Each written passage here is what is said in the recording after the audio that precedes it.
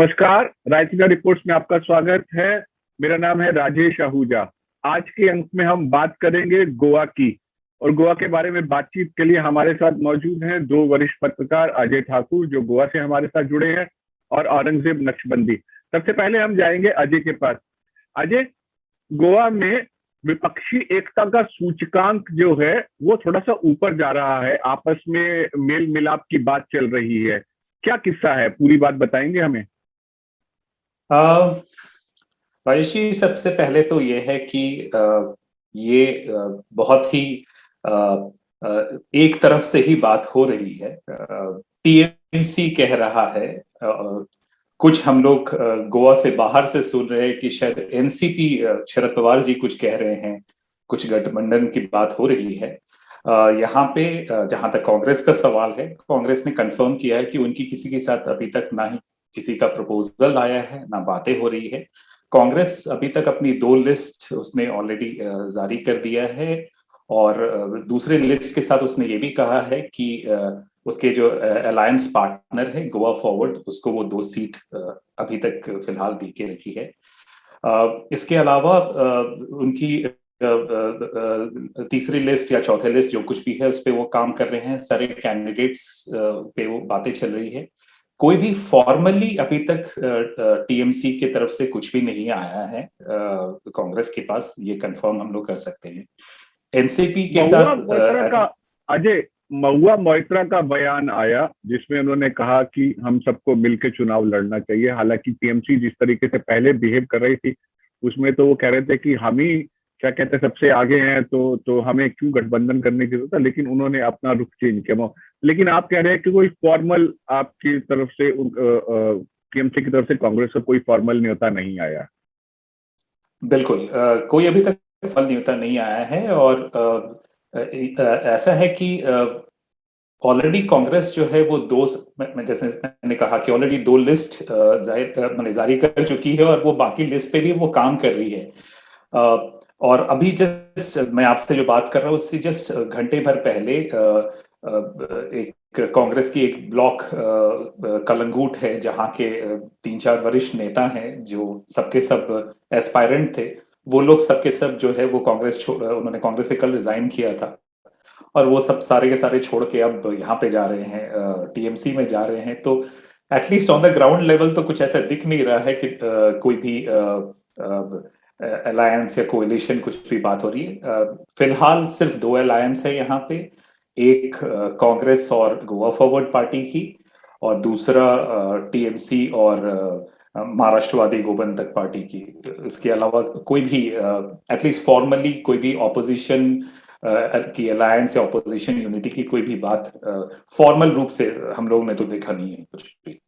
अजय, आप ग्राउंड पर हैं और टीएमसी की जो वहां जमीनी ताकत है उसकी हकीकत को आप जानते हैं।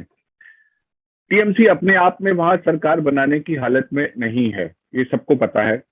लेकिन वो क्या कांग्रेस को नुकसान पहुंचा पाने की हालत में है? अगर टीएमसी के कैंडिडेट अलग से लड़ते हैं तो कुछ एक सीटों पर कांग्रेस को नुकसान हो सकता है। देखिए रईस जी, बहुत ही इंटरेस्टिंग बात यह है कि टीएमसी और आम आदमी पार्टी जो है वो गोवा में बहुत अब तो 2-3 इलेक्शन पुरानी हो चुकी है। टीएमसी जो है इससे पहले पार्लियामेंट्री इलेक्शंस में भी, इससे पहले कि 2 पार्लियामेंट्री इलेक्शन में भी वो आ चुकी है। उनकी बहुत बड़ी प्रेजेंस नहीं रही है, अबाउट आप कहिए 5% वोट तक की बात हुई है। 5% वोट मायने रखता है, क्योंकि जहां पे अगर 1 दर्जन छोटे छोटे पार्टीज को उतार दें और एंटी इनकम्बेंसी हो, तो लोग जो है वो छोटे छोटे पॉकेट्स में वोट कर सकें।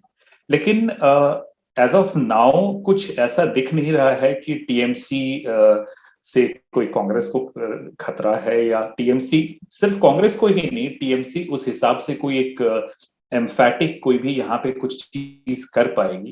क्योंकि क्या है कि सोशल मीडिया में और होर्डिंग्स पे दिखना एक आम बात है। अगर आप करीब हफ्ते भर पहले तक गोवा आते तो हर एक नुक्कड़ पे छोटा से छोटा जो होर्डिंग्स होता, अपनी होर्डिंग्स छोड़िए, छोटी सी छोटी पोस्टर्स तक होती थी जो कि टीएमसी से ही पूरी प्लास्टर थी, तो लगता था कि पूरा का पूरा गोवा ही टीएमसी में हो गया है, लेकिन ऐसा नहीं है। एडवर्टाइजिंग अपनी जगह है, ये जो ग्रास रूट्स प्रेजेंस है वो अपनी जगह है। तो एज ऑफ नाउ जितने भी लीडर्स गए हैं, उन लीडर्स का जाना जो है वो एक तरह से उनको हिट भी कर सकता है, क्योंकि याद रखा जाए कि पिछले इलेक्शन में कांग्रेस को एंटी इनकम्बेंसी वोट्स का फायदा हुआ था, और उसकी वजह से क्या हुई थी, कांग्रेस ऑलमोस्ट सरकार बनाने के कगार पे खड़ा था। और उस वक्त उसके जो जीपीसीसी के प्रेसिडेंट थे वो लुइजिन फलेरो साहब थे, जो आज की तारीख में टीएमसी के राज्यसभा के एमपी हैं, और वो सबसे पहले जो है वो पार्टी छोड़ के गए थे। गोवंस बड़े इमोशनल लोग होते हैं, बड़े इस मामले में ट्रेडिशनल लोग होते हैं, वो जैसे किसी को देख के ऐसे कूद नहीं पड़ते हैं। ऑलरेडी जिस पार्टी को उन्होंने 17 सीटें दी थी, उस पार्टी में से 10 एमएलए छोड़ के चले गए, फिर आस्ते आस्ते जो है उनका जो है वो उनका चुना हुआ एमएलए छोड़ के जाता गया। तो क्या है कि एमएलए छोड़ के गया, पार्टी छोड़ के नहीं गई, लोग उसको इस तरह से देखते हैं। तो ग्रास रूट्स आज भी जो है वो बहुत स्ट्रांग है। और राजेश जी, ध्यान रहे कि कांग्रेस गोवा में बहुत सालों से राज की है, और हर एक कॉन्स्टिट्यूएंसी में 2500 से लेकर 5000 तक कांग्रेस की वोट होंगी हर एक कॉन्स्टिट्यूएंसी में। तो ये एक तरह से कहीं उसको रिप्लेस करके करने वाला बात तो टीएमसी एटलीस्ट 2 महीने के अंतराल में नहीं कर सकता है, मे बी अगले इलेक्शन तक या उसके अगले इलेक्शन तक करें। और उसकी लाइनअप जो है लोगों की, वो भी कोई बहुत ज्यादा काबिले तारीफ नहीं है, क्योंकि सारे के सारे जो पार्टीज जो छोड़ के गए हैं वो सारे के सारे लोग ऐसे लग रहे हैं जैसे कि जिस तरह से ये लोग जो डिफेक्टर्स जो छोड़ के भाजपा में गए थे अब वैसे लगने लगा है, क्योंकि आप छोड़ छोड़ के पार्टी जा रहे हैं और कह रहे हैं कि हमारी पार्टी में जान है ही नहीं। जब आप ही लोग नेता थे तो फिर जान कहाँ है? तो ये एक तरह का एक यहाँ पे बन गया। तो ये एक नैरेटिव है जो कि अगर गोदी मीडिया के जमाने में अगर आपको थोड़ा सा मदद मिल जाए तो आप कुछ भी कर सकते हैं। तो वो एक नैरेटिव है, अगर आप ग्राउंड लेवल पे जाएं तो वैसा नहीं है। आप कह रहे हैं कि टीएमसी का ग्राउंड लेवल पे कार्यकर्ता उनके पास नहीं है, कुछ बड़े नाम जिनको आप कह रहे हैं कि वो भी डिस्कार्डेड है दूसरी पार्टी से जो उन्होंने जुटा लिए, लेकिन आप लुइजिनो फलेरियो को उस सूची में नहीं रखेंगे। उनके आने से टीएमसी को फायदा नहीं हुआ? तो मैं आपको राजेश जी आपके सवाल का जवाब फिर दूसरे एक सवाल से ही देता हूं कि अगर लुइजिन फलेरो अगर इतने ज्यादा मजबूत थे तो उस वक्त 17 लोगों को लेके वो सरकार बना लिए होते। बहुत सीधी सी बात है, उस वक्त वो जीपीसीसी के प्रेसिडेंट थे और उन्हें 17 में से 11 एमएलए का उनको बैकिंग था, चाहते तो कर सकते थे। अब आप जो है वो क्यों नहीं किए, ये सब सारे चीज का विश्लेषण तो लुइजिन साहब खुद ही दे सकते हैं। तो इसीलिए जो है वो आ गए, एंटी इनकम्बेंसी वेव को राइड करके आ गए थे लास्ट टाइम, पर वैसा नहीं है, जो ग्राउंड रियलिटी वैसी नहीं है। और अभी भी जो है वो अच्छी खासी एंटी इनकम्बेंसी इस पर बल्कि और ज्यादा बढ़ गई है। खाली फर्क ये है कि अब जो है वो लोग जो हैं वो ये भी देख रहे हैं कि कौन किधर से कूद के कहाँ जा रहा है, लोग देख रहे हैं। तो उस हिसाब से गोवा के लोग इतने ज्यादा क्या बोलते हैं आपको, नाइव जो मैंने भोले नहीं हैं, उन लोग भी देखते हैं। तो इसीलिए, और लुइजिन साहब का मैं आपको एक बात और भी बता दूं, जो जहां पे कि लोग एक छोटी सी गलती कर रहे हैं। लुइजिन साहब गोवा में 2 बार चीफ मिनिस्टर रह चुके हैं इन द पास्ट, लेकिन दोनों बार उनकी टर्म कंप्लीट नहीं हुई थी, साल भर के बाद उनको रिप्लेस कर दिया गया था। और दूसरी बात यह है कि वो इस बार जब जीपीसीसी प्रेसिडेंट बन के आए थे तो 7 साल के गैप के बाद वो बन के नेशनल पॉलिटिक्स से वो लौट के वापस आए थे। और तब तक जो है वो यहाँ पे एक एंटी इनकम्बेंसी वेव भी अगेंस्ट बीजेपी बन गई थी, तो इसीलिए उसको राइड कर दिए थे। तो इसलिए आप दोनों को अगर आप जोड़ दें तो he was at the right place at the right time, है ना, जी चाइल्ड ऑफ चांस थे तो। जी जी। जहां तक मेरी जानकारी है, टीएमसी के अंदर भी इस बात की एक उनको उनको एहसास है कि काफी हद तक जो गोवा में उनका so called flexing of muscle है, वो पॉस्चरिंग ज्यादा है। अगर अगर उनको सही डील मिलेगी तो लगता है कि वो शायद विपक्षी एकता के नाम पर एक साथ हो जाएंगे। अजय, हमको ये भी ध्यान रखना होगा कि इस साल राष्ट्रपति पद के चुनाव होने वाले हैं। तो और शरद पवार का ये कहना कि एनसीपी, टीएमसी और कांग्रेस को एक साथ आना, और शरद पवार के राष्ट्रपति पद के चुनाव के लिए शरद पवार की जो जो नाम लिया जा रहा है, और उसमें अभी कुछ नहीं कहा जा सकता राजनीति में, लेकिन ऐसी संभावना जताई जा रही है। तो उस सूरत में कांग्रेस, एनसीपी और टीएमसी का गठजोड़ जो है, वो भले ही गोवा से शुरुआत हो, छोटे पैमाने पर हो, वो एक राष्ट्रीय स्तर पर भी उसकी एक अहमियत है। तो क्या कांग्रेस में ऐसा कुछ एहसास है कि हाँ ठीक है, गोवा के साथ साथ हमें एक नेशनल लेवल पे भी सिचुएशन को देखना चाहिए, और अगर ये गठजोड़ होता है और अगर टीएमसी और एनसी एक अनुपात में अपनी अपनी हैसियत के हिसाब से सीटें मानते हैं, तो एक गठजोड़ कर लेना चाहिए? क्या ऐसा कांग्रेस में एहसास है? जहां तक मेरे कांग्रेस के नेताओं से जितनी भी बातचीत हुई है, उन लोग टीएमसी को इस मामले में, उन लोग टीएमसी को सिर्फ एक ये देख रहे हैं कि भाई जिसे कांग्रेस से, मैंने जिसकी कांग्रेस में नहीं चल रही है, तो वो सबके सब टीएमसी जा रहे हैं। लोग उसको इस तरह से देख रहे हैं। As a equal political player अगर आप बोलें तो नहीं देखा जाए, अभी तक नहीं देखा गया है। अगर आप ध्यान दें, चिदम्बरम साहब ने भी ये कहा था कि Congress is open for support from all parties. उन्होंने कभी अलायंस की बात नहीं कही थी, कोएलिशन की बात नहीं कही थी। ये जो सेमेंटिक्स है ना राजेश जी, इसको आप बहुत ध्यान से सुनिएगा, क्योंकि ये बहुत इंपॉर्टेंट है। कुछ दिन पहले यही गोवा फॉरवर्ड, जो कि आज इनका अलायंस पार्टनर है, उन्होंने कांग्रेस से 12 सीट का दरख्वास्त किया था। वो 12 से आज 2 सीट पे हैं। और उससे भी पहले, लेकिन जब वो लोग राहुल गांधी से मिलने के लिए गए थे दिल्ली, तो वहां पे भी स्टेटमेंट यही आया था कि Goa Forward is agreed to support Congress. Support and coalition के बीच का जो थिन जो लाइन है, वो बहुत ही स्ट्रांग है। अभी यहां पे क्या हुआ है कि टीएमसी के साथ सबसे बड़ी प्रॉब्लम ये है कि टीएमसी की पार्टी कौन चलाता है, ये एक बहुत बड़ा इशू है। आईपैक चलाता है, प्रशांत किशोर चलाते हैं, उनके ऋषिराज सिंह चलाते हैं, गोवा में मैं बात कर रहा हूं, या महुआ मोहित्रा चलाती है, या यहाँ पे इन्होंने जितने लीडर्स लेके रखे हैं ये चलाते हैं। एक चीज बात और भी ध्यान रखिएगा राजेश जी, कि इस मैंने कांग्रेस ने जो कलेक्शन, जो टीएमसी ने जो कलेक्शन जो खड़ा किया है, उसमें एक तरफ लुइजीन फेलेरो है, उसी पार्टी में उनके विपक्षी हुआ करते थे चर्चिल अलेमाओ हैं, उसी पार्टी में एलेक्स रेजिनाल्ड है जो चर्चिल अलेमाओ को अपोज करते थे। तो ये ना बड़ा एक, आप क्या बोलेंगे कि बहुत सारे लोग इकट्ठे हो गए हैं, लेकिन ये सारे के सारे, गोवा छोटा सा जगह है, 100 किलोमीटर बाय 150 है, वहां पे सारे के सारे लोग दिखते हैं, इन लोग सबको तो ना कोई कन्विंस नहीं होता है।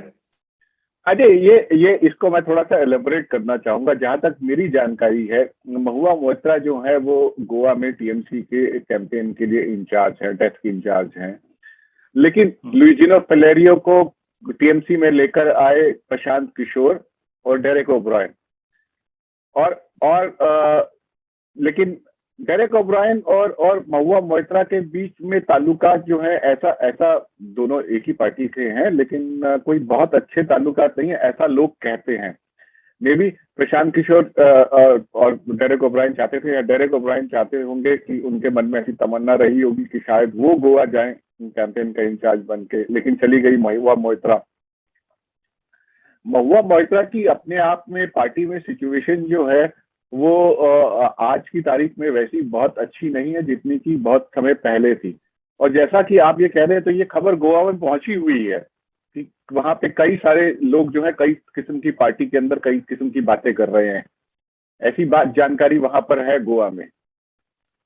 गोवा में एक चीज राजेश जी, ये बहुत ही आपने जो कहा, शायद ये यहाँ के लोग जब देखेंगे तो उनके लिए भी ये न्यूज होगा। गोवा में एक टोटली डिफरेंट टाइप का यहाँ पे जो है वो बयार यहाँ पे बह रहा है। क्या हो रहा है कि अ, मैंने आपको बताया ना कि पार्टी कौन चला रहा है, यहाँ पे ये प्रॉब्लम ये है। कुछ कुछ बहुत सारे नेता लोग जो है जो बहुत ही इम्प्रेस होके बोले कि बोले बड़े एकदम कॉर्पोरेट स्टाइल में काम हो रहा है उनका। हर एक कॉन्स्टिट्यूएंसी में एक टीम कुछ सर्वे करता है, दूसरा टीम विजिलेंस का टीम है जो कि बाकी देखता है। अब गोवा में अनएम्प्लॉयमेंट रेट इस देश के सबसे बड़े अनएम्प्लॉयमेंट रेट्स में है, तो इसीलिए आपको लोग बहुत सारे मिल जाएंगे जो बेरोजगार हैं, उनको आप 3 महीने के लिए रख लेंगे। बट बेरोजगार लोगों को रखने से ये नहीं होता है कि आप जो है लोगों की जो है जमीनी हालात जो है आप पकड़ पाएंगे। यहाँ पे क्या हो रहा है कि अरे फला पार्टी में ये देखो, अरे कांग्रेस में देखो, फला पार्टी नहीं। मेरे को लगता है डेली जब टीएमसी की डेली मॉर्निंग में जब उनकी मीटिंग होती होगी तो सबसे पहले देखते होंगे अरे भाई अखबार खोलो देखो कि कहाँ पे कौन कांग्रेसी नेता जो है वो डिसग्रंटल्ड है, जिसको जो है वो नाखुश है, तो उसे ले आओ। तो 2 घंटे के अंदर जो है उसे फोन चले जाता है और वो रेडी रहता है। अच्छा, क्या है कि यहाँ पे फंडिंग बहुत हो रही है, ये मालूम पड़ रहा है कि यहाँ पे फंडिंग बहुत हो रही है। वो फंडिंग तो खैर हम लोग को तभी से मालूम पड़ गया था जब हम लोगों ने गोवा के इतिहास में अनप्रेसिडेंटेड, मेरे ख्याल से कुछ ना कुछ तो 1,500-2,000 तो उन्होंने बड़े होर्डिंग्स रखे होंगे, और छोटे छोटे तो झंडों को तो छोड़ दीजिए, पूरा उन्होंने उन्होंने और ममता दीदी को तो मेरे ख्याल से बहुत सारे बच्चों ने जो है बोले होंगे कि भाई हमारे स्कूल के बुक्स में डाल दो, क्योंकि इतना जगह उनका तस्वीर, मेरे ख्याल से इतनी जगह तस्वीर जो है वो गांधी जी का नहीं लिखा होगा यहाँ पे जितना ममता दीदी का निकला है। तो वो सब सारा जो जो वही जो पब्लिक पॉस्चरिंग की जहां तक बात है वो सब सब कुछ ठीक है, लेकिन यहाँ पे लोगों के साथ सबसे बड़ी प्रॉब्लम इवन टीएमसी के अंदर है कि उनको समझ में नहीं आ रहा है। ठीक है भाई, हम लोग ज्वाइन तो कर गए हैं, पर हम लोग एक ऐसे पार्टी के माने ऐसे पार्टी को टेक ऑन कर रहे हैं जबकि ऑपोजिशन कोई और है। माने रूलिंग जो है वो कांग्रेस नहीं है, रूलिंग बीजेपी है। और अगर आप लोगों को अगर बार बार यही कहेंगे कि देखो पिछले बार जो है ना वो कांग्रेस तुमको सरकार नहीं बना के दी, इसीलिए मुझे जो है तुम सरकार बनाने दो, वैसे नहीं होता है। आप पहले जो है जो रूलिंग है पहले आप उसको हिट आउट कीजिए। आप इनकी देखिए ये जो बात करते हैं जिस तरह से हर बात घूम फिर के कांग्रेस के ही अगेंस्ट में आता है, तो आप क्या कर रहे हैं, आप एक एक होता है ना वो एक क्रिस्टलाइज होने लगता है ऑप्शन। छोटा सा जगह है गोवा, लोग ये सोचने लगते हैं कि भाई सरकार तो भाजपा चला रही है तो ये कांग्रेस को क्यों बार बार अटैक कर रहे हैं, मतलब कांग्रेस में कुछ तो होगा। और एक तरह से जो है ये इनको फेवर कर रहा है। रही बात माने सेंट्रल वो किस तरह से कर रहे हैं, इनके बीच में इनकी जो इंटरनल पॉलिटिक्स चल रही है वो हम लोग अक्सर जो है यहाँ पे हम लोग को देखने के लिए इसलिए नहीं मिलता क्योंकि 2 या 3 महीना इनको आए हुआ है यहाँ पे। इनकी जो भी अपनी अंदरूनी जो भी इनके बीच में अनबन होगा डेरेक ओब्रायन और इनके बीच में, माहुआ मोइत्रा के बीच में, वो हुआ होगा। लेकिन यहाँ पे एटलीस्ट नहीं दिखा है। वो जो कुछ भी है बाहर में करके आते हैं, क्योंकि यहाँ पे लोग वेव्स में आते हैं। डेरेक और ब्रायन आते हैं तो वो 4 दिन रह के जाते हैं, महुआ मोइत्रा आती है वो 5 दिन रह के आती है, तो यही होता है। तो इन लोग दोनों एटलीस्ट पब्लिकली जो है वो यहाँ पे नहीं हुआ है। तो इसीलिए हम लोग नहीं बता सकते कि उसका इनके इंटरनल इसका जो है पार्टी पे यहाँ पे अभी तक मैं तो बोलूंगा कि अर्ली डेज है कि उनकी इंटरनल पॉलिटिक्स का लोकल पॉलिटिक्स पे क्या असर पड़ेगा। लेकिन एक बात जरूर है कि इन लोग कंफ्यूज जरूर है, क्योंकि क्या है कि अभी तक जो बात समझ में नहीं आ रही है कि गोवंस उतने भी यहाँ के लिटरेसी रेट काफी हाई है। नेता छोड़ के जाता है। अभी हाल में मेरे ख्याल से 4-5 दिन पहले माइकल लोबो आए थे जिनका हम लोगों ने इंटरव्यू भी किया था। ध्यान देंगे कि माइकल लोबो ने अपने ऑडियो इंटरव्यू में भी यही कहा था कि नेता छोड़ते हैं, वोटर जो है, पीपल जो है वो पॉलिटिकल पार्टी को नहीं छोड़ती है। क्योंकि at the end of the day जब वो ईवीएम के पास जाता है तो उसको जो है वो सिंबल दिखाई देता है, सिंबल का रिकॉल ज्यादा है, चेहरा और नाम का रिकॉल कम है। तो वही चीज है जो कि ड्राइव कर रहा है, और कांग्रेस उसी पे बैंक कर रही है। मेन बात यही मैं है। इस चर्चा में अब औरंगजेब को लाना चाहूंगा। औरंगजेब, आपको लगता है कि जी कांग्रेस अपने बूते चुनाव जीतने की स्थिति में है गोवा में? देखिए, एक चीज हमें काफी विस्तार से अजय ने पूरा हमें गोवा का जो इस टाइम वहां घटनाक्रम हो रहा है उसके बारे में समझा दी। मैं आपसे बस एक तो बीजेपी की 10 साल की एंटी इनकम्बेंसी है, ठीक है, और ये भी है कि किस तरह से उन्होंने सरकार बनाई। आप देखेंगे पूरा कांग्रेस का लेजिस्लेटिव पार्टी ही चला गई, उनके सीएलपी लीडर तक चला गया बीजेपी में। तो एक तो वो गुस्सा भी है लोगों में, क्योंकि लोगों ने वोट डाला था उस टाइम कांग्रेस में और वो लोग चले गए, और ये एक नॉर्म बन गया राजेश कि कांग्रेस को वोट करना। अब जिस तरह से आप इसको इस पे अपना कैंपेन आधार करती है कि कांग्रेस को वोट करना, अब इसका मतलब है भाजपा को वोट करना। तो एक बड़ा फैक्टर है जो एंटी इनकम, जो आप पूछ रहे हैं मेरे से, जो एंटी इनकम्बेंसी वोट है, जो एंटी बीजेपी वोट है, वो तो डिवाइड होगा। अब कितना डिवाइड होगा, कितना तृणमूल को पड़ेगा, कितना आम आदमी को पड़ेगा, वो मैं अभी नहीं कह सकता हूँ, क्योंकि इट्स टू अर्ली। लेकिन आप ये भी देखिए कि एक बीजेपी के खिलाफ एंटी इनकम्बेंसी प्लस आपने पीछे सुना भी होगा कि गवर्नर, खुद के गवर्नर जो है, उन्होंने सीएम पे आरोप लगाए कि करप्शन हो रहा है, अनप्रेसिडेंटेड करप्शन हो रहा है। उसके बाद हमने देखा कि गवर्नर को ही तब्दील किया जाता है, उनको मेघालय भेज दिया जाता है। तो कहीं ना कहीं बीजेपी में काफी अच्छा। दूसरा, आप देखेंगे कि बिल्कुल चुनाव से पहले अगर एक मंत्री छोड़ रहे हैं, तो परसेप्शन, जो आजकल पॉलिटिक्स में परसेप्शन बहुत बड़ा एक रोल अदा करता है, ऑप्टिक्स बहुत रोल अदा करता है। तो परसेप्शन बैटल में इस टाइम तो कम से कम बीजेपी वीक स्पॉट पे है। तो उस वीक स्पॉट को लेके आप देखेंगे कांग्रेस ऑपोजिशन में नंबर 1 पार्टी है, लेकिन आम आदमी पार्टी भी कैंपेन कर रही है, तृणमूल भी और जैसे अजय कह रहे हैं कि तृणमूल सुबह सुबह उठ के ये देख रहे हैं कि कौन सा कांग्रेसी नाराज है, उनको ले आओ। तो तृणमूल जो है उनका जो वो जिसको टारगेट कर रहे हैं वो कांग्रेस को ही वोट टारगेट कर रहे हैं बेसिकली। तो अगर कहीं ना कहीं लोगों में कितना प्रभाव पड़ेगा, देखिए गोवा अजय बेहतर जानते हैं, गोवा में मनी पावर भी काफी रोल उसमें रहता है। आप लास्ट में चुनाव के बिल्कुल 1 दिन 2 दिन पहले कितना खर्चा करोगे, कैसे लोगों को वोटर्स को आप उनको अट्रैक्ट करोगे, क्या दे दोगे, क्या फ्रीबीज ये करोगे, ये सारे फैक्टर्स जो है वो उनका अकाउंट में लिया जाएगा। और उसके बाद आप देखोगे, मेरा ये कहना है कि जो तृणमूल का वोट होगा वो कांग्रेस का ही वोट होगा, वो एंटी बीजेपी वोट जो होगा वो डिवाइड होगा। तो फायदा होगा नहीं होगा, मैंने पहले ही कहा कि कितना होगा वो अभी नहीं कह सकते हैं, लेकिन कई जो फैक्टर्स हैं। औरंगजेब, मेरा सिर्फ ये कहना है कि क्या ये बेहतर नहीं होगा कि ये सब विपक्षी पार्टियां मिलकर एक साथ चले? नहीं, बेहतर होगा, लेकिन तृणमूल का इस टाइम, जैसे अजय ने कहा, कि कोई बेस नहीं है। देखिए, आप चुनाव से पहले 1 महीने 2 महीने पहले आ गए वहां पे, आप देख, और चुनाव आपको किसने वहां पे भिजवा दिया? प्रशांत किशोर, जो कुछ महीने पहले कांग्रेस के दरवाजे खटखटा रहे थे कि मुझे कांग्रेस में ले लो, उन्होंने एक तरफ से ये एक उनका रिवेंज है कांग्रेस के लिए, कि जहां कांग्रेस इस टाइम लग रहा था कि कांग्रेस इजीली जीत जाएगी गोवा, कि इतना 10 साल बहुत बड़ा कार्यकाल होता है किसी भी सरकार के लिए, तो वहां आपने एक कंफ्यूजन क्रिएट किया। तो ये तो लग रहा है कि तृणमूल को ममता बनर्जी। एक चीज और, क्या हम अभी बीजेपी को राइट ऑफ नहीं कर सकते हैं? मुकाबला कांटे का है, 10 साल की एंटी इनकम्बेंसी है, लेकिन BJP is a formidable electoral machine. So ऐसी सूरत में बेहतर ये होगा कि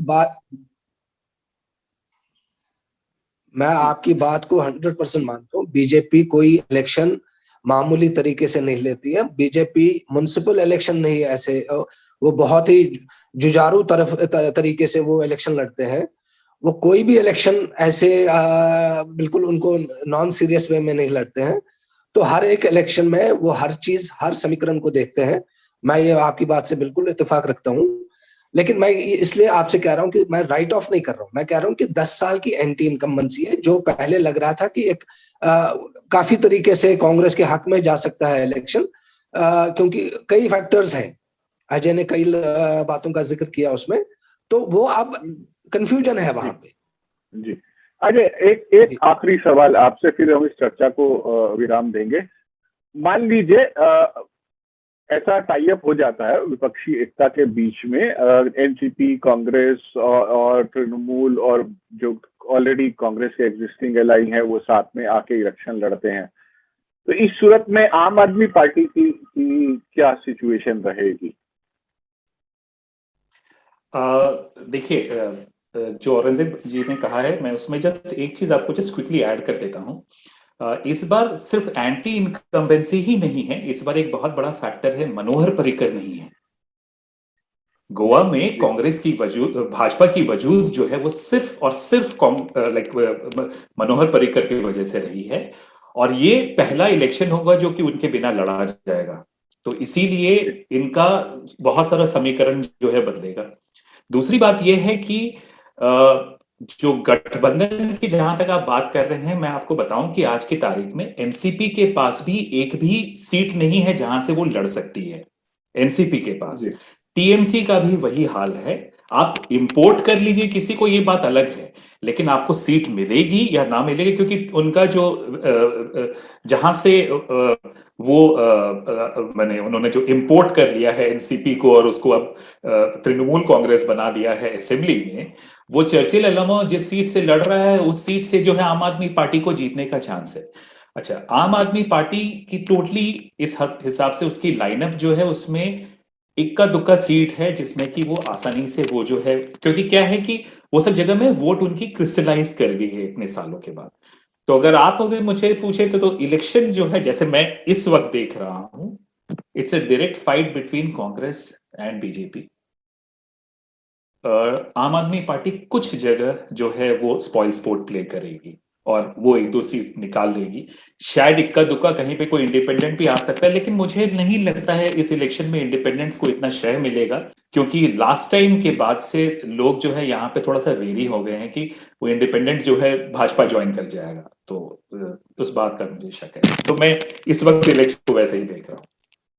बहुत बहुत शुक्रिया इस बातचीत के लिए अजय और औरंगजेब। आप दोनों से हम लगातार जुड़ते रहेंगे, गोवा के हालात पर पल पल की हम खबर आपसे लेते रहेंगे, रायसीना रिपोर्ट्स पर लगातार आपसे चर्चा का दौर जारी रहेगा।